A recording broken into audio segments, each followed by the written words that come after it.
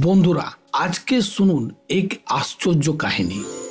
ভগবান বিষ্ণুর 10 অবতারকে আমরা সাধারণত ধর্মীয় দৃষ্টিকোণ থেকে জানি, কিন্তু এর ভেতরে লুকিয়ে আছে এক বিস্ময়কর সত্য, মানব সভ্যতার বিবর্তনের ইতিহাস। এই 10 অবতার শুধু ঈশ্বরের আবির্ভাব নয়, বরং প্রাণ থেকে মানুষ পর্যন্ত বিকাশের প্রতিটি ধাপের প্রতিচ্ছবি। 1 নম্বর হলো মৎস্য অবতার, মাছের যুগ। প্রথমে জীবন জন্ম নেয় সমুদ্রের বুকে, হাড়ওয়ালা মাছ জাতীয় প্রাণীর সৃষ্টি হয়। বিষ্ণুর মৎস্য অবতার সেই প্রাচীন জলজ জীবনের প্রতীক। 2 নম্বর কূর্ম অবতার, কচ্ছপ বা উভচর যুগ। এরপর প্রাণ জল থেকে ভূমিতে পা রাখে। কচ্ছপ জাতীয় প্রাণীরা জলে ও স্থলে দু জায়গাতেই বাস করতে শিখল। কূর্ম অবতার এই পরিবর্তনের প্রতীক।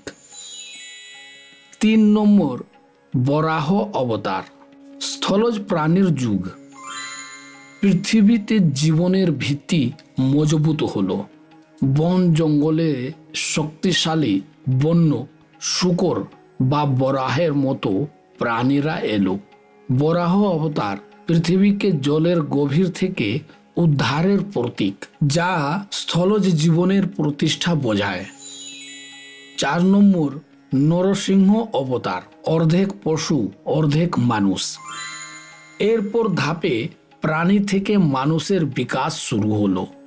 এমন সব জীব ছিল যাদের দেহ পশুর মতো, কিন্তু আচরণে মানুষের ছাপ। নরসিংহ অবতার সেই আধা পশু আধা মানুষের বিকাশ রূপ। 5 নম্বর হলো বামন অবতার, ক্ষুদ্র অল্প বিকশিত মানুষ। মানব রূপ পেলেও তখনও পূর্ণ বিকাশ হয়নি। ছোট গড়নের মানুষ, যাদের শক্তি কম কিন্তু বুদ্ধির বীজ রোপিত হলো। বামন অবতার সেই পর্যায়ের প্রতীক। 6 নম্বর হলো পরশুরাম অবতার, অরণ্যবাসী মানুষ।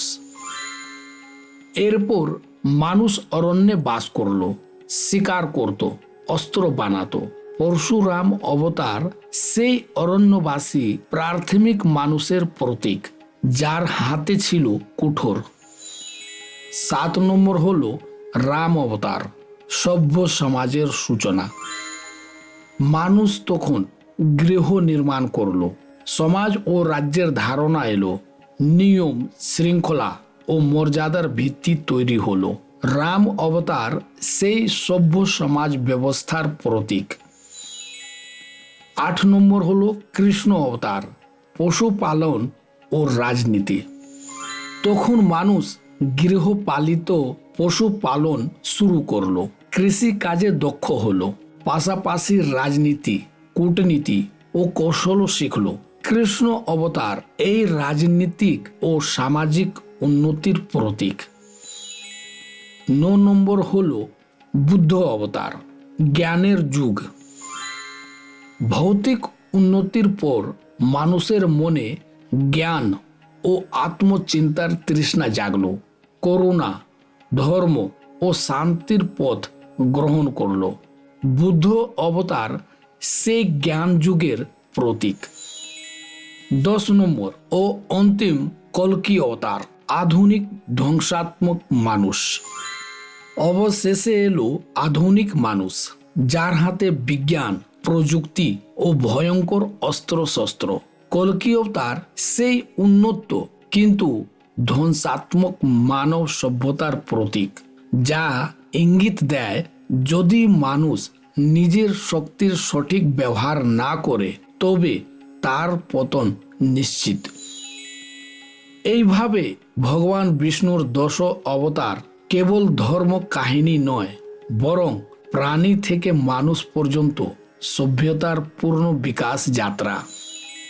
মৎস্য থেকে কল্কি পর্যন্ত প্রতিটি অবতার আমাদের শেখায় বিকাশের প্রতিটি ধাপের সঙ্গে আসে দায়িত্ব। এই হলো দশ অবতারের আসল গোপন রহস্য। ধন্যবাদ।